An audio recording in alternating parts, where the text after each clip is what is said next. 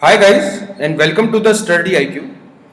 आज हमारा टॉपिक रहेगा सिटिंग अरेंजमेंट का सेट वन, यानी कि एक क्वेश्चन मैं आपको कराऊंगा और ये उस टाइप का क्वेश्चन है जो बच्चों को काफी हार्ड लगता है। ठीक है, मैं थोड़ा सा आपको आइडिया दे देता हूं जिसमें कुछ जो टेबल के इर्द गिर्द बैठे हैं वो कुछ लोग तो फेस बाहर करके बैठे हैं और कुछ लोग जो है फेस अंदर करके बैठे हैं। उस टाइप का क्वेश्चन मैं आज कराऊंगा आपको। मैं जस्ट आपको सेट कराऊंगा कि सेट को सॉल्व कैसे करेंगे। एक चीज मैं क्लियर कर देता हूं कि सिटिंग अरेंजमेंट का कोई भी शॉर्टकट नहीं बन सकता है, कि मैं कोई छू मंतर आपको नहीं बता सकता हूं कि झट से आपने उंगली घुमाई और आंसर आ गया। You have to apply your mind, you have to do a lot of practice. Practice बहुत ज्यादा करनी पड़ेगी आपको। सेम टाइप के क्वेश्चन करीब करीब 10 से 20 सेट आपको निपटाने पड़ेंगे, तब कहीं जाके कॉन्फिडेंस आएगा, हाँ भी I can do a sitting arrangement questions. ठीक है, तो एक बार इस जो है स्टार्ट करते हैं। Okay, so this and this and this A to H, there are 8 persons sitting around a circular table. 4 of them are facing towards the center and 4 of them are facing away from the center. Now this is a hard question. अब 4 of them वो कौन कौन से हैं वो भी आपको निकालना है। कौन कौन क्या क्या मैगजीन पसंद करता है वो भी आपको निकालना है। कौन किसके नेबर है वो भी आपको निकालना है। कौन किसका पड़ोसी है, कौन किसके सामने बैठा है। You need to find everything. ठीक है, उसने ऐसा भी नहीं कहा है कि ऑल्टरनेटली बैठे हैं, कि एक अंदर फेस करके बैठा है फिर दूसरा बंदा बाहर बाहर बाहर फेस करके बैठा है। उसने ऐसा भी कोई भी जानकारी नहीं दी है। ठीक है, तो it is a totally a random question, totally a blank question. बच्चे इस क्वेश्चन को जनरली स्किप कर देते हैं, बट नो नीड। तो मैं जो सॉल्व करूंगा, मेरा सॉल्व करने का तरीका आपको आज बहुत ध्यान से सुनना है कि मेरा थॉट प्रोसेस क्या रहता है जब मैं क्वेश्चन सॉल्व करता हूं, तो what is my thought process. ठीक है, तो एक बार स्टार्ट करते हैं। सबसे पहले सीट्स बना लेते हैं। Now this is a circle. 8 seats की बात चल रही थी, 8 पर्सन्स की बात चल रही थी, तो 8 सीट्स बना लेते हैं। ठीक है, कौन कहां बैठा है उसको बाद में निकाल लेंगे। तो सबसे पहले आपको सिटिंग अरेंजमेंट या पजल टेस्ट के क्वेश्चंस में क्या करना है, जितनी भी स्टेटमेंट्स में डेटा दिया है सबको एक बारी रीड आउट करो, फिर उसके बाद अपना थॉट प्रोसेस जो है आपको स्टार्ट करना है। जो जो कहा गया है उसको एक बारी प्लॉट कर दो।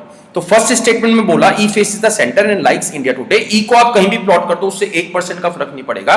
तो लेट सपोज ई जो है वो यहां पर है और इसको इंडिया टुडे पसंद है, फाइन, और इसका फेस जो है वो सेंटर की तरफ है, फाइन। तो मेरे को हर एक सीट के बारे में ये 3 चीजें जो है जाननी है। फेस किस तरफ है, कौन सा बंदा बैठा है और कौन सी मैगजीन को पसंद करता है। ठीक है, then second, both the immediate neighbours of E faces away from the centre, यानी कि दोनों जो नेबर्स हैं जो ई के, उनका फेस अवे है, यानी कि इसका भी अवे है और इसका भी अवे है, मतलब सेंटर की तरफ ये नहीं देख रहे हैं, बाहर की तरफ देख रहे हैं। एंड लाइक बीएससी और किरण, या तो इसको बीएससी पसंद है तो इसको किरण पसंद है, और अगर इसको किरण पसंद है तो इसको बीएससी पसंद है, फाइन। अभी उसने श्योर नहीं करा है कि कौन से वाले को बीएससी और कौन से वाले को जो दूसरी मैगजीन है वो पसंद है। ठीक है, तो let's start with the third statement. Both the immediate neighbours of D do not face away from the centre, मतलब जो डी के पड़ोसी हैं वो बाहर की तरफ नहीं देख रहे हैं, वो अंदर की तरफ देख रहे हैं।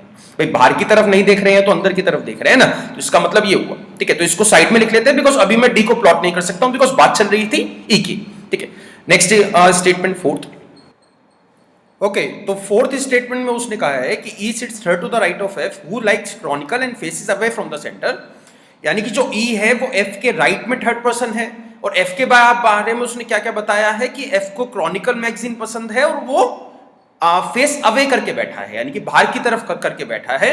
तो यहां पे एक चीज क्लियर है, अगर ई जो है एफ के राइट में थर्ड पर्सन है तो दोनों के बीच में 2 बंदों का गैप मिलेगा, नहीं मिलेगा? दोनों के बीच में, ई और एफ के बीच में 2 बंदों का गैप मिलना ही चाहिए।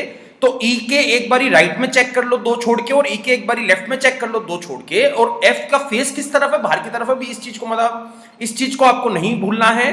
तो अगर मैं ऐसे 2 बंदे छोड़ता हूं तो एफ यहां पे आ सकता है, अगर मैं ऐसे बंदे 2 छोड़ता हूं तो एफ यहां पे भी आ सकता है। बट एफ के साथ दिक्कत क्या है, उसका फेस बाहर की तरफ है। तो अगर मैं एफ को यहां पे बैठाता हूं तो उसके लेफ्ट में थर्ड पर्सन ई बन जाएगा, विच इज नॉट पॉसिबल। तो एफ जो है वो यहां पे नहीं आ सकता, तो एफ जो है यहीं पर ही आएगा। एफ के राइट में थर्ड पर्सन कौन आ गया, ई, और एफ को मैगजीन कौन सी जो है पसंद है, क्रॉनिकल। तो क्रॉनिकल मैगजीन आ जाएगी यहां पे। ठीक है, इसके बाद देखते हैं C sits third to the left of F, यानी कि एफ मेरे को मिल चुका है तो मैं सी भी निकाल सकता हूं। तो सी जो है एफ के उल्टे हाथ की तरफ थर्ड पर्सन है, तो 1 2 3 भाई सी यहां पे आ जाएगा। सी का मेरे को अभी तक फेस नहीं पता है कि वो बाहर की तरफ करके बैठा है या अंदर की तरफ करके बैठा है।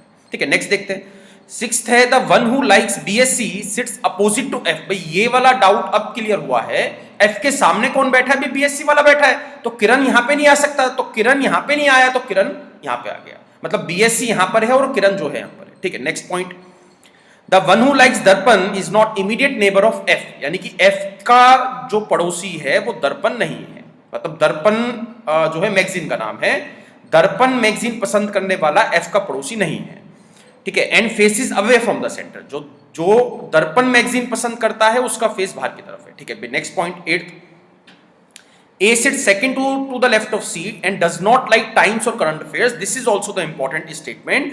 ए जो है वो सी के उल्टे हाथ की तरफ बैठा है। फाइन, एक चीज क्लियर है, ए जो है वो सी के उल्टे हाथ की तरफ दूसरे नंबर का बैठा है, बट मेरे को सी तो पता था कहां पर है, बट सी का फेस नहीं पता था कहां पर है। भाई फेस से जो है पता लगेगा ना कि उसका लेफ्ट हैंड कौन सा है और उसका राइट हैंड कौन सा है। तो यहां पे मेरे को दोनों केसेस मान के चलना जो है भाई चलना पड़ेगा क्वेश्चन में। अगर मैं सी का फेस अंदर की तरफ करता हूं, ठीक है, अगर मैं सी का फेस अंदर की तरफ करता हूं तो उसका लेफ्ट हैंड कौन सा बन जाएगा? भाई ये वाला। अगर मैं सी का फेस अंदर की तरफ करता हूं तो उसका लेफ्ट हैंड कौन सा बन गया? एक ये है और दूसरा बंदा कौन आ गया? ए पहुंच जाएगा यहां पे। बट अगर मैं सी का फेस बाहर की तरफ करता हूं तो उसके लेफ्ट हैंड में दूसरा नंबर का कौन आ जाएगा? ई, विच इज नॉट पॉसिबल। तो सी का फेस अंदर की तरफ है और ए जो है यहां पर है, इस प्लेस पे टाइम्स भी नहीं आ सकता है और इस प्लेस पे करंट अफेयर्स भी नहीं आ सकता है। ठीक है, next point, the one who like times sits between H and F, यानी कि एच और एफ के बीच में एक ही बंदा बैठा है, दैट इज टाइम्स वाला, मतलब जिसको टाइम्स पसंद है वो एच और एफ के बीच में बैठा है। ठीक है, टेंथ है B faces away from the centre. ठीक है, बी ने जो है फेस अवे कर रखा है, बी ने जो है सेंटर से अवे फेस कर रखा है, बाहर की तरफ कर रखा है और इसको दर्पण पसंद नहीं। ठीक है, तो इतनी इंफॉर्मेशन मेरे को दी थी, मैंने सारी स्टेटमेंट्स प्लॉट कर दी हैं इन चार स्टेटमेंट्स को छोड़ के, कि दर्पण वाला जो है बाहर की तरफ फेस करके बैठा है, जो डी है उसके दोनों पड़ोसी अंदर की तरफ फेस करके बैठे हैं, जो बी है वो बाहर की तरफ फेस करके बैठा है और उसको दर्पण पसंद नहीं है, और एक और पॉइंट था एच और एफ के बीच में टाइम्स वाला बंदा है। फाइन, तो सबसे पहले कौन सी स्टेटमेंट उठाऊंगा कि मेरे को कोई पक्का सा हिंट मिले। फाइन, ये चार अरे स्टेटमेंट से बाकी सब तो प्लॉट कर दिए, मतलब these four are the important, दर्पण वाली, डी वाली, बी वाली और एच और एफ वाली। तो इन चार में से कोई ना कोई एक आपको उठा के इस सर्कल में प्लॉट करना है, किसी ना किसी बंदे को बिठाना पड़ेगा, कहीं ना कहीं से क्वेश्चन को स्टार्ट करना पड़ेगा, बट कभी भी रैंडमली क्वेश्चन स्टार्ट मत करना। डोंट अज्यूम द थिंग्स, कभी भी अज्यूम नहीं करना है कि इसको यहां पे बिठा के देख लेते हैं, क्या पता मेरा आंसर आ जाए। हमेशा क्वेश्चन गलत निकलेगा और डबल टाइम जो है आपका यूज होगा। तो यहां पे अगर देखता हूं भाई एफ तो फिक्स था ना, तो एफ से रिलेटेड जितनी भी स्टेटमेंट्स थी वो तो आप प्लॉट कर सकते हो। तो यहां पे ये जो चार स्टेटमेंट, जो चार सर्कल बनाए हैं मैंने, इसमें से एफ जो है वो यहां पर है, एफ और एच के बीच में टाइम्स वाला है, एच और एफ के बीच में टाइम्स वाला है, तो एफ अगर फिक्स यहां पर है तो एच या तो यहां पे आ सकता है या फिर यहां पे आ सकता है। अगर मैं एच यहां पे डालता हूं तो उसके बीच में जो ए आ रहा है वो टाइम्स नहीं बन सकता है, बिकॉज क्वेश्चन में क्या दिया था? A does not like Times magazine. तो एच किस तरफ आ जाएगा? भाई किरण वाला बन जाएगा, एच और बीच में कौन सा आ गया? टाइम्स वाला। भाई चीज को समझना, मतलब कैसे मेरा थॉट प्रोसेस क्या है, क्या मतलब किस तरीके से मैं क्वेश्चन को बढ़ा रहा हूं आगे। भी यहां तक इजी था क्वेश्चन, इसके बाद बच्चे अज्यूम करना स्टार्ट कर देते हैं। जहां पे आपका दिमाग अजम्पशन की तरफ चला वहां पे क्वेश्चन गलत बनेगा ही बनेगा और टाइम बहुत लग जाएगा। ठीक है, इसके बाद देखते हैं, भाई ये वाली स्टेटमेंट डन हो गई। ठीक है, इसके बाद देखते हैं इसके बाद में क्या प्लॉट कर सकता हूं। भाई अगर दर्पण का उसने बोला है कि दर्पण के लिए उसने कहा है कि बाहर की तरफ फेस करके बैठा है, भाई जिसको दर्पण पसंद है उसका फेस जो है बाहर की तरफ है, तो यहां पे अगर आप देखते हो तो दर्पण जो है वो कहां कहां पे आ सकता है? भाई दर्पण जो है यहां पे नहीं आ सकता है, एफ की प्लेस पे भी नहीं आ सकता है, दर्पण जो है वो यहां पे भी नहीं आ सकता, किरण आ चुका है, इंडिया टुडे आ चुका है, बीएससी आ चुका है। तो या तो दर्पण यहां पे आएगा या फिर दर्पण यहां पे आएगा। यहां पे सी में भी दर्पण नहीं आ सकता बिकॉज सी का फेस अंदर की तरफ था, तो दर्पण के लिए मेरे को एक ही प्लेस बची है, भी दर्पण आ गया यहां पे और उसका फेस किस तरफ आ गया? बाहर की तरफ। Wait bit it's all. तो जो चार बंदे चाहिए थे जिनका फेस बाहर की तरफ है वो जो है मिल चुके हैं आपको। एक तो एफ है, एक दर्पण वाला है, एक बीएससी वाला है और एक जो है एच यानी कि किरण मैगजीन जी इसको पसंद है। तो बाकी जो चार बंदे हैं उनका फेस अंदर की तरफ रहेगा, मतलब ए का भी फेस अंदर की तरफ है और ये जो टाइम्स वाला है इसका भी फेस जो है अंदर की तरफ है। ठीक है, तो दर्पण वाली स्टेटमेंट भी डन। इसके बाद देखते हैं, इसके बाद अगर मैं बी की बात करता हूं, ठीक है, अगर जो है बी की बात करोगे तो बी का फेस बाहर की तरफ चाहिए बट दर्पण पे बी नहीं आ सकता है। भाई चीज को समझना है, यहां पे दो स्टेटमेंट्स हैं, बी का फेस मेरे को बाहर की तरफ भी चाहिए बट दर्पण वाली प्लेस पे वो नहीं आ सकता है, तो बी जो है दर्पण नहीं है, तो दर्पण वाली प्लेस पे बी नहीं आ सकता और उसका फेस बाहर की तरफ भी चाहिए, तो एफ एक बाहर की तरफ वाला बंदा था, ये वाली एक सीट थी जो बाहर की तरफ फेस की थी, यहां पे एफ बैठा है, यहां पे जो है एच बैठा है, तो बी के लिए एक ही प्लेस बची है, डेट इज बीएससी वाला, डन। तो ये वाली स्टेटमेंट भी डन। अब आ जाओ इस पे, तो डी है, डी के जो दो पड़ोसी हैं उन दोनों का जो फेस है वो अंदर की तरफ है, तो ऐसी एक प्लेस आपको ढूंढनी पड़ेगी। सबसे पहले भी अपने आप से पूछो कि डी आप कहां कहां पे डाल सकते हो, तो यहां पे तो ए है, एफ है, एच मिल चुका, ई मिल चुका, बी मिल चुका, सी मिल चुका, तो या तो डी आ सकता है टाइम्स वाली प्लेस पे या फिर डी आ सकता है दर्पण वाली प्लेस पे। अगर मैं टाइम्स वाली प्लेस पे डी को रखता हूं तो दोनों बंदे जो हैं अवे देख रहे हैं, बाहर की तरफ देख रहे हैं, अंदर की तरफ नहीं देख रहे हैं, तो डी फॉर श्योर दर्पण है, मतलब जिसको दर्पण पसंद है वो कौन सा बंदा है, डी है, तो डी आ गया यहां पे। और ये दो बंदे हैं जो बाहर की तरफ देख रहे हैं। अब कुछ नहीं करना है, ये जो चार स्टेटमेंट जो अलग घूम रही थी जिनको मैं डाल नहीं पाया था, इनको डालने के बाद you just need to fill the chart. ये जस्ट चार्ट आपको ढूंढना है कि कौन कौन बच गया। तो यहां पे इसके बाद देखते हैं भी क्या क्या बचा है। ए मिल चुका है, बी मिल चुका है, A B C D E F, एक बचा है जी, तो जी के लिए एक ही प्लेस बची है, डेट इज टाइम्स, तो जी आ गया। इसके बाद बताओ, इसके बाद अगर मैं पूछता हूं आपसे, जो मैगजीन्स हैं भी, जो बंदे थे वो तो बैठा दिए हैं, अब जो है किस किस को क्या क्या पसंद है वो आपको निकालना है। तो टाइम्स तो मिल चुका है, ठीक है, टाइम्स मिल चुका है, दर्पण मिल चुका है, ठीक है, इंडिया टुडे जो है मिल चुका है, दर्पण भी मिल चुका है, बीएससी भी मिल चुका है, big Kiran is done, Chronicle is done, एक तो बचा है रोजगार, टाइम्स भी डन, और एक बचा है करंट अफेयर्स। तो करंट अफेयर्स और रोजगार के लिए ए और सी की दो ही प्लेसेस हैं।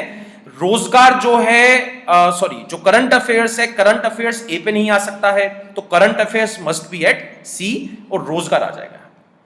मैं क्वेश्चन इसके नहीं कराऊंगा, question would be so easy, ठीक है, क्वेश्चन आप खुद से कर सकते हो।